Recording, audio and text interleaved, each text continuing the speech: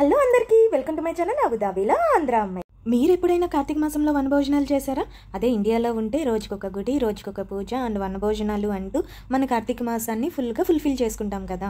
ఇండియాలోనే కాదు, out of ఇండియాలో ఉన్నా కూడా మన పద్ధతులు ఆచారాలను పాటిస్తూ నవంబర్ 9న అల్ ముషరిఫ్ పార్క్ దుబాయ్లో ఆర్యవైశ్య వాళ్ళు వనభోజనాలు కండక్ట్ చేశారు. వెల్కమ్ టు ఆర్యవైశ్య యుఏఈ వనభోజనాలు 2025. వనభోజనాలు అన్నామని ఓన్లీ భోజనాలు కాదండి, ఇక్కడ కల్చరల్ యాక్టివిటీస్ కూడా చాలానే ఉన్నాయి.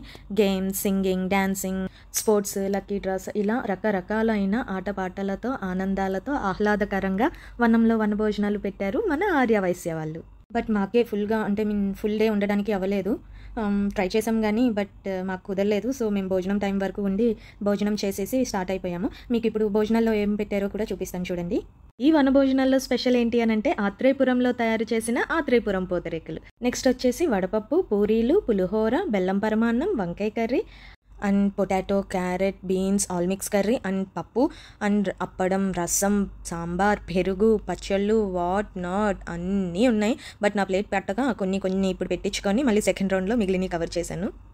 ఈ వనభోజనాలు ఫుడ్తో ఇండియాని మిస్ అయ్యామనే ఫీలే లేకుండా చేశారండి. చాలా బాగా చేశారు. ఫుడ్ ఆర్గనైజేషన్ అంతా చాలా బాగుంది. సో యూఏఈలో మా కార్తీక వనభోజనాలు ఇలా జరిగాయి. మీ కార్తీక వనభోజనాలు మీరు ఎక్కడుండి సెలబ్రేట్ చేసుకుంటున్నారో కమెంట్ సెక్షన్లో చెప్పండి. Thank you.